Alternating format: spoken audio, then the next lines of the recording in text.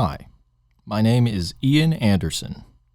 I'm a student at NSA, and I'm currently studying music. Today, I'll be reading Book 20 of Homer's The Odyssey. Off in the entrance hall, the great king made his bed, spreading out on the ground the raw hide of an ox, heaping over it fleece from sheep the suitors butchered day and night. Then Eurynome threw a blanket over him once he'd nestled down. And there Odysseus lay, plotting within himself the suitor's death, awake, alert, as the women slipped from the house, the maids who whored in the suitors' beds each night, tittering, linking arms and frisking as before. The master's anger rose inside his chest, torn in thought, debating, head and heart. Should he up and rush them? Kill them one and all, or let them rut with their lovers one last time? The heart inside him growled low with rage, as a bitch mounting over her weak, defenseless puppies growls, facing a stranger, bristling for a showdown. So he growled from his depths, hackles rising at their outrage. But he struck his chest and curbed his fighting heart. Bear up, old heart. You've borne worse, far worse. That day when the Cyclops, man and mountain, bolted your hardy comrades down. But you held fast. Nobody but your cunning pulled you through the monster's cave you thought would be your death. So he forced his spirit into submission. The rage in his breast reined back, unswerving, all endurance. But he himself kept tossing, turning, intent as a cook before some white-hot, blazing fire who rolls his sizzling sausage back and forth, packed with fat and blood, keen to broil it quickly, tossing, turning it this way, that way. So he cast about. How could he get these shameless suitors in his clutches, one man facing a mob? When close to his side she came, Athena, sweeping down from the sky in a woman's build, and hovering at his head, the goddess spoke. Why still awake? The unluckiest man alive, here is your house, your wife at home, your son, as fine a boy as one could hope to have. True, the wily fighter replied. How right you are, goddess. But still this worry haunts me, heart and soul. How can I get these shameless suitors in my clutches? Single-handed, braving an army always camped inside. There's another worry that haunts me even more. What if I kill them, thanks to you and Zeus? How do I run from under their avengers? Show me the way, I ask you. Impossible, man, Athena bantered, the goddess' eyes ablaze. Others are quick to trust a weaker comrade, some poor mortal far less cunning than I. But I am a goddess. Look, the very one who guards you in all your trials to the last. I tell you this straight out. Even if 50 bands of mortal fighters closed around us, hot to kill us off in battle, still you could drive away their herds in sleek flocks. So, surrender to sleep at last. What a misery, keeping watch through the night, wide awake. You'll soon come up from under all your troubles. With that, she showered sleep across his eyes, and back to Olympus went the lustrous goddess. As soon as sleep came upon him, loosing his limbs, slipping the toils of anguish from his mind, his devoted wife awoke and, sitting up in her soft bed, returned to tears. When the queen had wept to her heart's content, she prayed to the huntress, Artemis, first of all. Artemis, goddess, noble daughter of Zeus, if only you'd whip an arrow through my breast and tear my life out now, at once. or let some whirlwind pluck me up and sweep me away along those murky paths and fling me down where the ocean river running round the world rolls back upon itself. Quick as the whirlwind swept away Pandarius's daughters years ago when the gods destroyed their parents, leaving the young girls orphans in their house. But radiant Aphrodite nursed them well on cheese and luscious honey and heady wine, and Hera gave them beauty and sound good sense more than all other women. Virgin Artemis made them tall, and Athena honed their skills to fashion lovely work.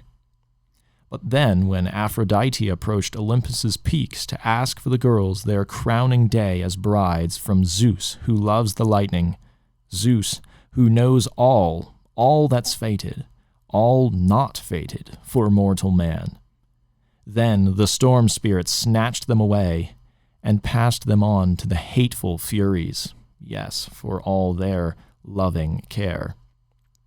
Just so, may the gods who rule Olympus blot me out. Artemis, with your glossy braids, come shoot me dead, so I can plunge beneath this loathsome earth, with the image of Odysseus vivid in my mind. Never let me warm the heart of a weaker man. Even grief is bearable, true, when someone weeps through the days, sobbing, heart convulsed with pain, yet embraced by sleep all night. Sweet oblivion, sleep dissolving all, the good and the bad, once it seals our eyes. But even my dreams torment me, sent by wicked spirits. Again, just this night, someone lay beside me, like Odysseus to the life when he embarked with his men-at-arms. My heart raced with joy. No dream, I thought, the waking truth at last. At those words, dawn rose on her golden throne in a sudden gleam of light, and great Odysseus caught the sound of his wife's cry and began to daydream. Deep in his heart, it seemed she stood beside him, knew him now at last. Gathering up the fleece and the blankets where he'd slept, he laid them on a chair in the hall. He took the ox hide out and spread it down, lifting his hands, and prayed to Zeus. Father Zeus, if you really willed it so, to bring me home over land and sea lanes, home to native ground after all the pain you brought me, show me a sign, a good omen voiced by someone awake indoors, another sign outside, from Zeus himself. And Zeus, in all his wisdom, heard that prayer. He thundered at once, out of his clear blue heavens high above the clouds, and Odysseus's spirit lifted. Then, from within the halls, a woman grinding grain let fly a lucky word. Close at hand she was, where the good commander set the hand mills once, and now 12 women in all performed their tasks, grinding the wheat and barley, marrow of men's bones. The rest were abed by now. They'd milled their stint. This one alone, the frailest of all, kept working on. Stopping her mill, she spoke an omen for her master. Zeus, Father, King of gods and men, now there was a crack of thunder out of the starry sky, and not a cloud in sight. Sure, it's a sign you're showing someone now.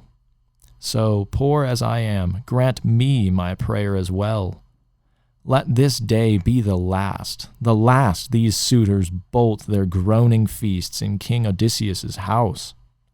These brutes who break my knees, heart-wrenching labor, grinding their grain.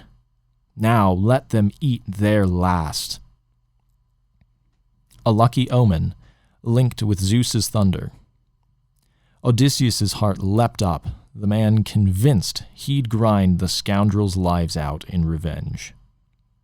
By now, the other maids were gathering in Odysseus's royal palace, raking up on the hearth the fire still going strong.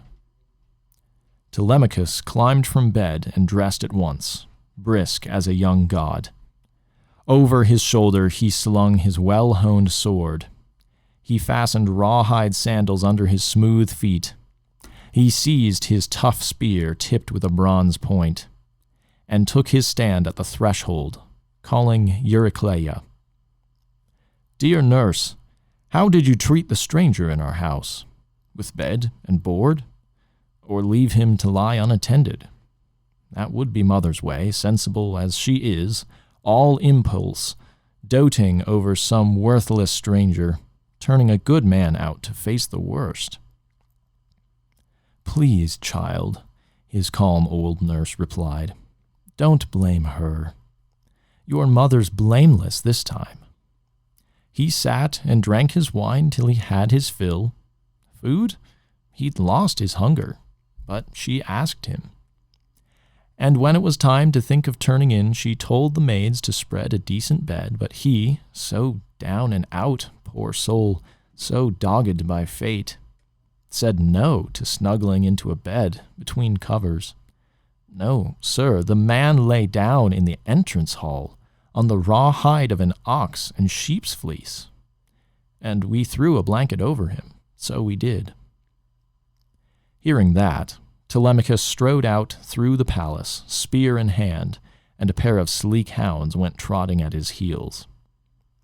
He made for the meeting grounds to join the island lords, while Eurycleia, the daughter of Ops, Pisanor's son, that best of women, gave the maids their orders. "Quick now, look alive, sweep out the house, wet down the floors. You, those purple coverlets, fling them over the fancy chairs. All those tables, sponge them down, scour the wine bowls, burnished cups. The rest, now off you go to the spring and fetch some water, fast as your legs can run. Our young gallants won't be long from the palace. They'll be bright and early. Today's a public feast." They hung on her words and ran to do her bidding. Full 20 scurried off to the spring's dark water. Others bent to the housework, all good hands. Then in they trooped, the strutting serving men, who split the firewood cleanly now as the women bustled in from the spring, the swineherd at their heels, driving 3 fat porkers, the best of all his herds. And leaving them to root in the broad courtyard, up he went to Odysseus, hailed him warmly. "Friend, do the suitors show you more respect, or treat you like the dregs of the earth, as always?" "Good Eumaeus," the crafty man replied, "if only the gods would pay back their outrage. Wild and reckless young cubs, conniving here in another's house. They've got no sense of shame." And now, as the two confided in each other, the goat-herd Melanthius sauntered towards them, herding his goats with a pair of drovers' help, the pick of his flocks to make the suitors' meal. Under the echoing porch he tethered these, then turned on Odysseus once again with cutting insults. "Still alive? Still hounding your betters, begging round the house? Why don't you cart yourself away? Get out! We'll never part, I swear, till we taste each other's fists. Riffraff, you and your begging making us sick. Get out. We're hardly the only banquet on the island." No reply. The wily one just shook his head, silent, his mind churning with thoughts of bloody work. Third to arrive was Piloteus, that good cowherd, prodding in for the crowd a heifer and fat goats. Boatmen had brought them over from the mainland, crews who ferry across all travelers too, whoever comes for passage. Under the echoing porch he tethered all heads well, and when approaching the swineherd, full of questions. "Who's this stranger, Eumaeus, just come to the house? What roots does the man claim? Who are his people? Where are his blood kin, his father's fields? Poor beggar, but what a build, a royal king's. Ah, Once the gods weave trouble into our lives, they drive us across the earth. They drown us all in pain, even kings of the realm." And with that thought, he walked up to Odysseus, gave him his right hand, and winged a greeting. "Cheers, old friend, old father, here's to your luck, great days, from this day on. Saddled now as you are with so much trouble, Father Zeus, no gods more deadly than you. No mercy for men, you give them life yourself, then plunge them into misery, brutal hardship. I broke into a sweat, my friend, when I first saw you. See, my eyes still brim with tears, remembering him, Odysseus. He must wear such rags, I know it, knocking about, drifting through the world, if he's still alive and sees the light of day. If he's dead already, lost in the house of death, my heart aches for Odysseus, my great lord and master. He set me in charge of his herds in Cephallenian country when I was just a youngster. How they've grown by now, past counting. No mortal on earth could breed a finer stock of oxen. Broad in the brow, they thrive like ears of corn. But just look, these interlopers tell me to drive them in for their own private feasts. Not a thought for the young prince in the house. They never flinch. No regard for the god's wrath.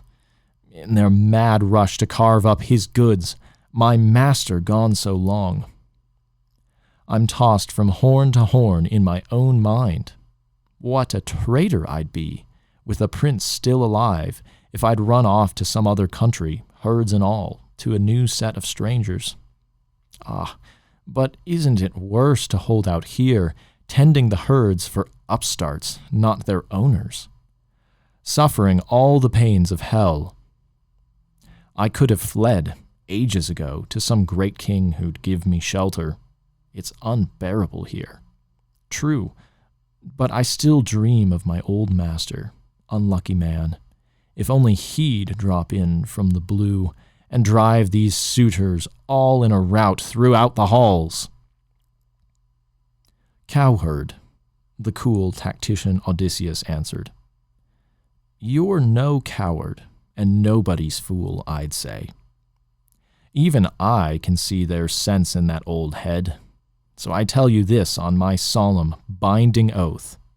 I swear by Zeus, the first of all the gods, by the table of hospitality waiting for us, by Odysseus's hearth where I have come for help, Odysseus will come home while you're still here. You'll see with your own eyes, if you have the heart, these suitors who lord it here cut down in blood. Stranger, if only, the cowherd cried aloud, if only Zeus would make that oath come true, you'd see my power, my fighting arms in action. Eumaeus echoed his prayer to all the gods that their wise king would soon come home again. Now as they spoke and urged each other on, and once more the suitors were plotting certain doom for the young prince, suddenly, banking high on the left, an omen flew past, an eagle clutching a trembling dove.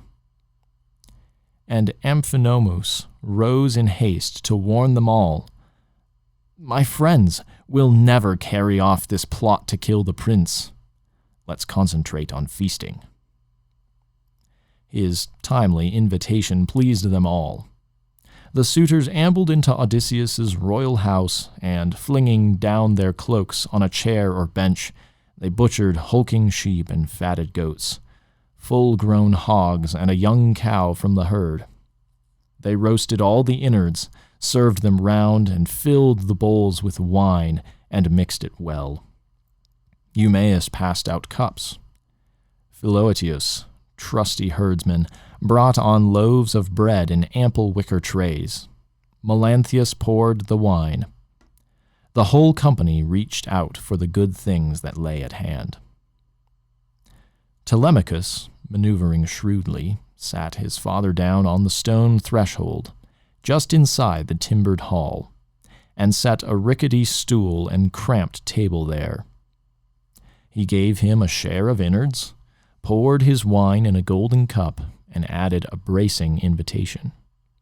Now, sit right there, drink your wine with the crowd. I'll defend you from all their taunts and blows, these young bucks. This is no public place. This is Odysseus's house. My father won it for me, so it's mine. You suitors, control yourselves. No insults now, no brawling, no, or it's war between us all. So he declared. And they all bit their lips, amazed the prince could speak with so much daring. Only Eupeithes' son, Antinous, ventured, "Fighting words, but do let's knuckle under to our prince. Such abuse, such naked threats.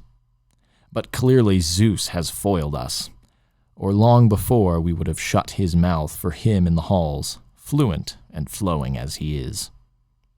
So he mocked. Telemachus paid no heed. And now through the streets the heralds passed, leading the beasts marked out for sacrifice on Apollo's grand festal day, and the islanders with their long hair were filing into the god's shady grove, the distant deadly archer. Those in the palace, once they'd roasted the prime cuts, pulled them off the spits, and, sharing out the portions, fell to the royal feast. The men who served them gave Odysseus his share, as fair as the helping they received themselves. So Telemachus ordered, the king's own son. But Athena had no mind to let the brazen suitors hold back now from their heart-rending insults. She meant to make the anguish cut still deeper into the core of Laertes' son, Odysseus. There was one among them, a lawless boor. Ctesippus was his name. He made his home in Same. A fellow so impressed with his own astounding wealth, he courted the wife of Odysseus, gone for years. Now the man harangued his swaggering comrades. "Listen to me, my fine friends. Here's what I say. From the start, our guest has had his fair share. It's only right, you know. How impolite it would be, how wrong to scant whatever guest Telemachus welcomes to his house. Look, here, I'll give him a proper guest gift, too. A prize he can hand the crone who bathes his feet, or a tip for another slave who haunts the halls of our great king Odysseus." On that note, grabbing an ox hoof out of the basket where it lay, with a brawny hand he flung it straight at the king. But Odysseus ducked his head a little, dodging the blow, and seething just as the ox hoof hit the solid wall, he clenched his teeth in a wry, sardonic grin. Telemachus dressed Ctesippus down at once. "Ctesippus, you can thank your lucky stars you missed our guest. He ducked your blow, by God. Else I would have planted my sharp spear in your bowels. Your father would have been busy with your funeral, not your wedding here. Enough. Don't let me see more offenses in my house, not from anyone. I am alive to it all now, the good and the bad. The boy you knew is gone. But I still must bear with this lovely sight. Sheep flocks butchered, wine swilled, food squandered. How can a man fight off so many single-handed? But no more of your crimes against me, please, unless you're bent on cutting me down now, and I'd rather die, yes, better that by far than to look on at your outrage day by day, guests treated to blows, men dragging the serving women through our noble house, exploiting them all, no shame." Dead quiet. The suitors all fell silent, hushed. At last, Damastor's son, Agelaus, rose and said, "Fair enough, my friends. When a man speaks well, we have no grounds for wrangling, no cause for abuse. Hands off this stranger, or any other servant in King Odysseus's palace. But now a word of friendly advice for Telemachus and his mother. Here's hoping it proves congenial to them both. So long as your hearts still kept a spark alive that Odysseus would return, that great, deep man, who could blame you, playing the waiting game at home and holding off the suitors? The better course, it's true. What if Odysseus had returned, had made it home at last? But now it's clear as day. The man will come no more. So go, Telemachus, sit with your mother. Coax her to wed the best man here, the one who offers most, so you can have and hold your father's estate, eating and drinking here, your mind at peace, while mother plays the wife in another's house. The young prince, keeping his poise, replied, I swear by Zeus, Agelaus, by all my father suffered, dead no doubt, or wandering far from Ithaca these days. I don't delay my mother's marriage, not a moment. I press her to wed the man who takes her heart. I'll shower her myself with boundless gifts. But I shrink from driving mother from our house, issuing harsh commands against her will. God forbid it ever comes to that. So he vowed, and Athena set off uncontrollable laughter in the suitors, crazed them out of their minds. Mad, hysterical laughter seemed to break from the jaws of strangers, not their own, and the meat they were eating oozed red with blood. Tears flooded their eyes, hearts possessed by grief. The inspired seer Theoclymenus wailed out in their midst, Poor men, what terror is this that overwhelms you so? Night shrouds your heads, your faces, down to your knees. Cries of mourning are burst into fire. Cheeks, rivering tears. The walls and the handsome crossbeams dripping dank with blood. Ghosts, look, thronging the entrance, thronging the court, go trooping down to the world of death and darkness. The sun is blotted out of the sky. Look there. A lethal mist spreads all across the earth. At that, they all broke into peals of laughter aimed at the seer. Polybus' son Eurymachus braying first and foremost, Our guest just in from abroad. The man is raving. Quick, my boys, hustle him out of the house, into the meeting grounds, the light of day. Everything here, he thinks, is dark as night. Eurymachus, the inspired prophet, countered, When I want your escort, I'll ask for it myself. I have eyes and ears, and both my feet still, and a head that's fairly sound, nothing to be ashamed of. These will do to take me past those doors. Oh, I can see it now.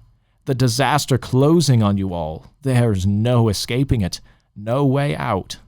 Not for a single one of you suitors, wild, reckless fools, plotting outrage here. The halls of Odysseus, great and strong as a god. With that, he marched out of the sturdy house and went home to Piraeus, the host who warmed him in. Now all the suitors, trading their snide glances, started heckling Telemachus, made a mockery of his guests. One or another brash young gallant scoffed, Telemachus, no one's more unlucky with his guests. Look what your man dragged in, this mangy tramp scraping for bread and wine. Not fit for good hard work, this bag of bones. A useless dead weight on the land. And then this charlatan up and apes the prophet. Take it from me, you'll be better off by far. Toss your friends in a slave ship. Pack them off to Sicily, fast. They'll fetch you one sweet price. So they jeered, but the prince paid no attention.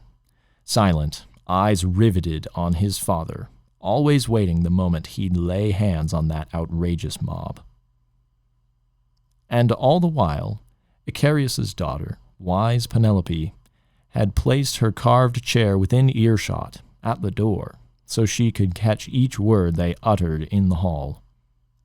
Laughing rowdily, men prepared their noonday meal, succulent, rich. They butchered quite a herd. But as for supper, what could be less enticing than what a goddess and a powerful man would spread before them soon? A groaning feast, for they'd been first to plot their vicious crimes.